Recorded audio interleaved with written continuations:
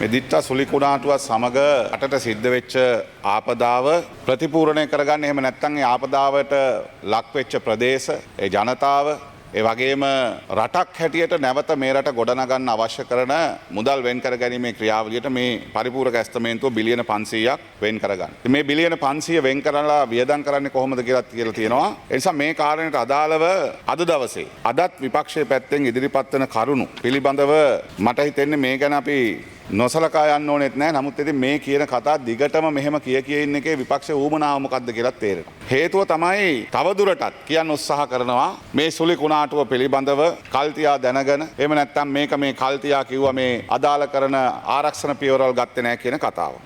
මේ පිළිබඳව විවිධ තැන්වල විවිධ අදහස් විවිධ ආකාරයට ඉදිරිපත් වුණා. අපේ රට මේ තමයි අපේ සීසන් එක වැහි වැඩි වෙන කාලේ. මේක මහා කන්න කියලා අපේ රටේ ගොවි ජනතාව කියන්නේ. එතන මේ කාලෙට උඩ කඳුකර ප්‍රදේශවලට වැහි වැටෙනකොට ගංගා පිරෙනවා. ඒ වගේම වැස්ස වැඩි වුණාට පස්සේ ජලාශ ටික පිරෙනවා, වැව් ටික පිරෙනවා. අනුරාධපුරේ අපිට ලොකුම බලාපොරොත්තුව තමයි මේ මහ කන්නේ වැව් ටික පිරিলা මහ කන්නත් වැඩ කරලා යල් කන්නත් වැඩ කරන්න වතුර ටිකක් එකතු කරගන්නේ. ඒ නිසා ගරු සභාපතිතුමියනි දැන් රටක ජනතාවක් විශ්වාසයෙන් ගොඩනගපු ආණ්ඩුව මේ රටේ ජනතාවට විපතක් වෙන එක හංගන්න අපිට ඒ තරමටම මුලේ අමාරුවක් හරි ප්‍රිස්සුවක් හරි නැහැ. මේ පිළිබඳව ආහාර සුරක්ෂිතතා කමිටුවෙත් යම් වෙලාවක සාකච්ඡා වුණා පහුගිය 11 වෙනි මාසේ 23 වෙනිදා. ඒ කමිටු වාර්තාවෙත් තියෙනවා. මොකද මේ මහා සීසන් එක පටන් ගන්නකොට කාලගුණ විද්‍යා දෙපාර්තමේන්තුව අපිට එහිදී සඳහන් කරලා තියෙනවා මේ කුණාටු තත්ත්වයක් ඇතිවීමට ඉඩක් තියෙන්න පුළුවන්. නමුත් ඒ වගේම තමයි මේක පහව ගියොත් එහෙම අපිට ඩ්‍රයි සීසන් එකක් එනවා. 15ක් විතර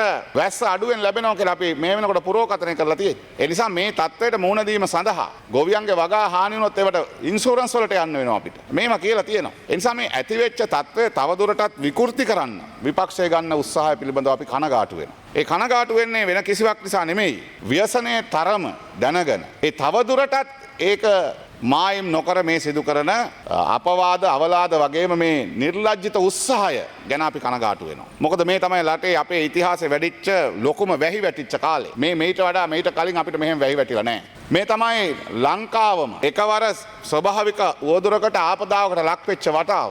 මුළු රටක මිනිස්සු මේක වෙනුවෙන් පීඩාවට පත් වුණා. ඒ වෙනුවෙන් වෙහෙස මහන්සි වුණා. ඒ වෙනුවෙන් ජීවිත අපිට 700කට ආසන්න ප්‍රමාණයක් නැති වුණා.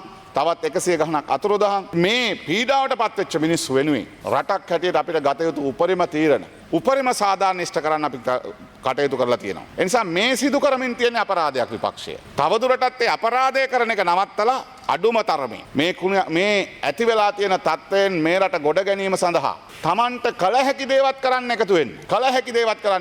ඒ නිසා කල හැකි දේවත් කරන්න එකතු වෙන එක වෙනුවට බොරු කිය අනේක තමයි විපක්ෂය අද කාර්යභාරය සහ මේ බීතියක් හදන්න හදනවා, බොරුවක් මවන්න හදනවා. ඒ අපරාධයක් ගැන කරුණු කියමින් බොරු කියන. ඒ නිසා මම කියන්න ඕනේ ගරු සභාපතිතුමියනි විශේෂයෙන් මේ ආපදා තත්ත්වයකින් පස්සේ ඇති වෙන්නේ රටේ ජනතාවට ව්‍යසනයක් හැටියට ලෙඩ රෝග ඇති වෙන්න පුළුවන්. නැවත මේ අය පදිංචි කරවීමේ කාරණේ අපිට ඇවිල්ලා තියෙනවා. ඒ වගේම කෘෂි කර්මාන්තය අපි මුහුණ දීපු බරපතල ප්‍රශ්නයක් තියෙනවා. ආහාර සුරක්ෂිතතාවය පිළිබඳ අපි අවධානය යොමු කරන්න ඕනේ. මාර්ග පද්ධතිය පිළිසකර කරලා මාර්ග පද්ධතිය විවෘත කරගන්න ඕනේ. වැව් ටික හදා ගන්න ඕනේ. එනිසා මම මේ කතාව පටන් ගන්න හිතුවේ එහෙම. මොකද මේ ආපදාවට පත්වෙච්ච ජනතාවට සහන දුන්නේ නැහැ කියලා කියන විපක්ෂය තමන් ආණ්ඩු කරපු කාලවල තමන්ගේ ආණ්ඩු යටතේ මේ ආපදාවට පත්වෙච්ච ජනතාවට ලබා දුන්නේ මොනවද කියලා ආපහු වරන් බලන්න කියලා කියනවා. හේතුව අපි ජනාධිපති අනුර දිසානායක සහෝදරය ඇවිල්ලා පාර්ලිමේන්තුවේ කිව්වා මේ උවදුරේ ලබා දී හැකි උපරිම දේවල් අපි ජනතාවට දෙනවා. දැන් මේ කියන්නේ මේ සමහර තැන්වල චූටි ප්‍රශ්න මතුවෙලා ප්‍රශ්න තියෙන්න පුළුවන්. සමහර ග්‍රාම නිලධාරි මහත්වරුන්ගේ ප්‍රාදේශීය ලේකම්වරුන්ගේ සමහර දුර්වලතා තියෙන්න පුළුවන්, ප්‍රමාදයන් තියෙන්න පුළුවන්. හැබැයි අපි මේ පටන් ගත්ත වැඩේ අද 19 මේ දවස් 20කට ආසන්න කාලයක්. මොකද 30 වෙනකන් වතුර මේ දවස් 19කට ආසන්න කාලයක් තුල අපි සිදු කරමින් තියෙන මහා ව්‍යායාමය ඒ සඳහා දායක වෙන එක විපක්ෂයේ සමහර മന്ത്രിවරු මේවා ගැන ලාවට වගේ කියන් ගියා. මොකද ගම්බිම් වල ඉන්නත් එපා, මේ වැඩ ටික කෙරෙන්නේ නැහැ කියලාම කියන්නත් බෑනේ. සමහරු ගිහිල්ලා බොරු කියන්න හදද්දී ජනතාව ප්‍රතික්ෂේප කරන හැටි දැක්කා. ඒ නිසා මම කියන්න ඕනේ අපි දීපු දේවල් ගැන ඇති තරමට අපි කරුණු කිව්වා. ඒ නිසා මම කියන්න ඕනේ මේ වැව් බඳින එක ගැන කිව්වා. ගරු සභාපතිතුමියනි, වැව් කියලා කියන්නේ අපේ රටේ ගොවි ජනතාවගේ ජීවිත වගේ. ඒ නිසා වැව කැඩුනා කියලා කිව්වහම ගමේ වැව කැඩුනා කියලා කිව්වහම ගොවියට දැනුනේ මොකද්ද? තමන්ගේ තමන්ගේ මුළු සේසතම නැති වුණා වගේ. වැව් කියන්නේ නිකම්ම බැම්මක් බැඳලා වතුර එකතු කරපු එකක් විතරක් නෙමෙයි. වැවක් කියලා කියන්නේ සංස්කෘතියක්. ඒ වැවත් එක්ක තමයි ගම ගොඩ නැගුණේ. ඒ වැවත් එක්ක තමයි ගමේ ආර්ථිකය හැදුනේ. ඒ වැවත් එක්ක තමයි මිනිස්සු 365 දවසම ජීවත් වුණේ. වැවේ මාළු ටික අල්ලගත්තා වගේම, වැවෙන් මලක් කඩාගත්තා වගේම, උදේ හවස නාන්න, රෙදි ටික හොද ගන්න, ජීවිතයේ එදිනදා කටයුතු යන්න, සතා සිව්පාවට වතුර ටික පොවන්න, ඒ වගේම කෘෂි කර්මාන්තයට වතුර ටික හරව ගන්න වැව ඒ තරමට අපේ ජීවිතවලට සම්බන්ධයි. ගරු සභාපතිතුමීන් අනුරාධපුර දිස්ත්‍රික්කයේ වැව් 630කට වැඩි ප්‍රමාණයක් කැඩුනා. සමහර ඒවා අපි කැපුවා. සමහර ඒවා ගොවියෝ වැව කැඩෙන එක නවත්තන්න වාහන කැපුවා. වැව කැඩෙන එක නවත්තන්න පිටවානේ ජඹුර වැඩි කරා. එහෙම ගොවියා මහ වැස්සේ මේ කුණාටු වස්සේ මහා ප්‍රයත්නයක් දරුවා. ඒ මිනිසුන්ට ජාති ආචාරය හිමි වෙන්න ඕනේ. හෙට දවසේ රටේ මිනිසුන්ට බත දෙන්න තමයි මේ වැඩේ කරේ. හෙට දවසේ රටේ මිනිසුන්ට කෑම ටික දෙන්න, එළවලු ටික දෙන්න මේ වැඩේ කරේ. සමහරු කියනවා මේ වැව් හදන එක මේ වැලි කොට්ට දාලා හරියන්නේ නැහැ කියලා ගායන්ත මන්ත්‍රීතුමා සමහර මන්ත්‍රීවරු කිව්වා ඔබතුමන්ලගේ. අපි කියන්න ඕනේ වැවක් හදන තැනට එන්නකෝ බලන්න. වැවක් හදන තැනකට ඇවිල්ලා කැඩිච්ච වැවක් හදන්නේ කොහොමද කියලා බලන්නකෝ. අනුරාධපුරේ එක වැවකට ගායන්ත මන්ත්‍රීතුමා වැලි කොට්ට 18000ක් ගහලා අපි නවත්තගත්තා. මතක තියාගන්න මේ ඒ බැම්ම කැඩුණ තැන් දෙකකින් ඒ බැම්ම කැඩුණු තැන් දෙක ඒ වැව් මේ වෙනකොට වැලි කොට්ට 1,50,000කට වැඩි අපි පාවිච්චි කරලා තියෙනවා වැව් 65ක් හදන්න. වැව් 65ක් හදන්න. ගරු සභාපතිතුමියනි, ඒ වෙනුවෙන් අපි අපේ ගෞරවය පිරිනමන්න ඕනේ ත්‍රිවිධ හමුදාවේම සියලුම ත්‍රිවිධ හමුදාවේ සමාජිකයන් මේ කටයුත්තට දායක කරන රට පුරා.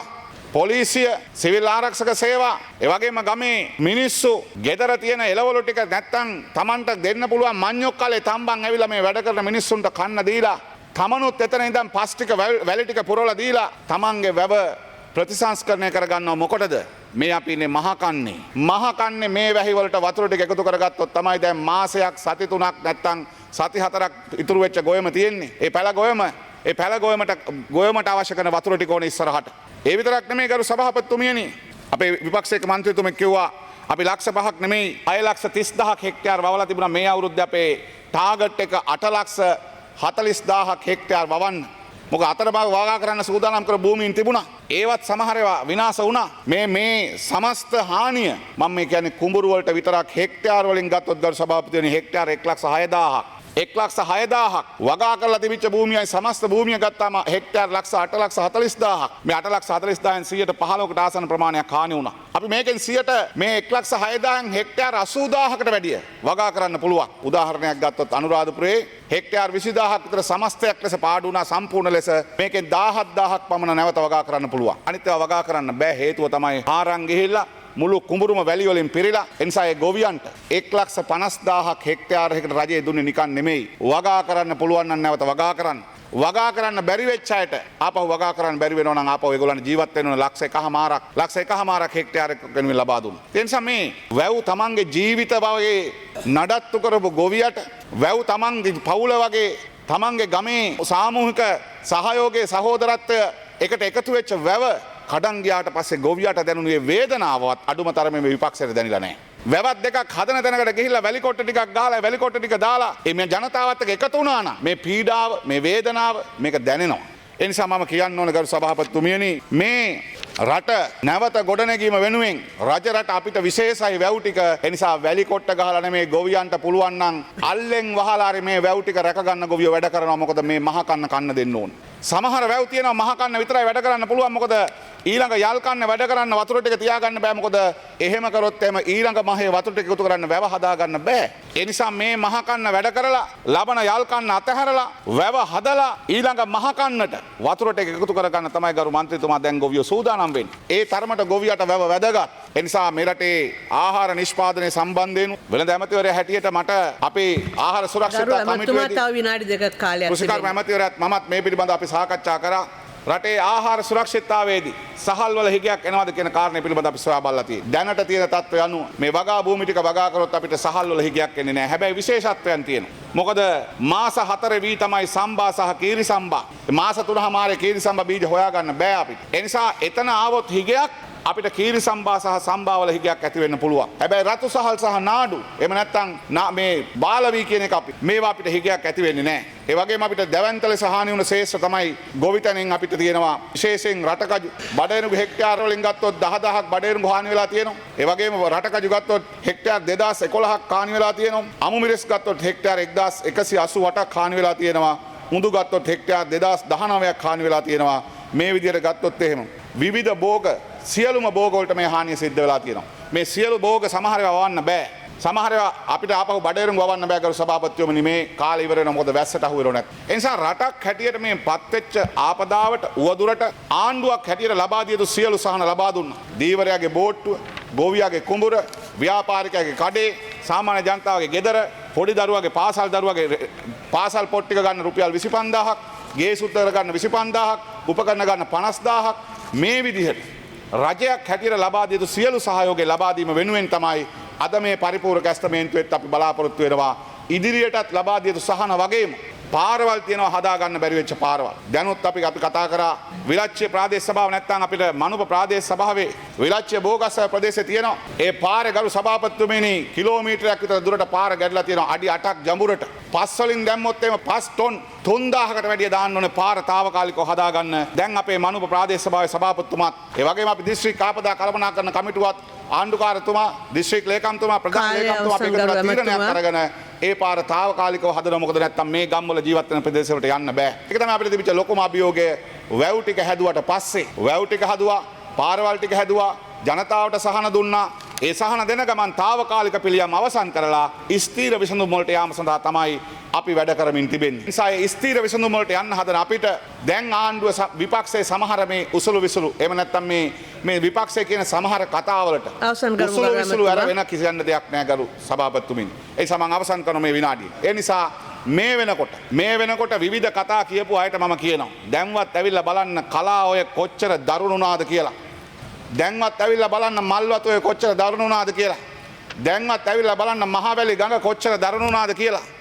බැදුරුව ඔය කොච්චර දරුණුනාද කියලා. මිනිස්සුන්ගේ ජීවිතවලට වෙච්ච බලපෑම ඉතිහාසයේ විශාලම ස්වභාවික උවදුර. අනේ උවදුර වෙනුවෙන් රජයක් හැටියට මාලිමාවේ ආණ්ඩුව ඉතිහාසයේ කවදාවත් නොවූ තරම කෙටි කාලයක් තුළ ඒ සියලු ජනතාවට සහන දෙන්න කටයුතු කළා විතරක් නෙමෙයි ඉදිරියටත් මේ රට ගොඩනැගීම වෙනුවෙන් මුළු රටේම ජනතාව ආරක්ෂක අංශ රාජ්‍ය සේවකයන් ග්‍රාම නිලධාරි මහත්මයාගේ සිට සියලු දෙනා එක්ව විදේශගත ශ්‍රී ලාංකිකයන් විදේශ රාජ්‍යයන් මේ සියලු දෙනාගේ මිත්‍රත්වය සහෝදරත්වය ඒ මනුස්සකම හදවත් විශාල මිනිස්සු සියලු දෙනා එකට එකතු කරලා මේ රට නිශ්චිත ලෙස නැවත ආපසු හැරිය නොහැකි ලෙස ගොඩනැගීම සිදු කරනවා. අන්න ඒකත් එක්ක අත්වැල් බැඳ ගන්න කියන ආරාධනය කරමින් මම නාතිනවා.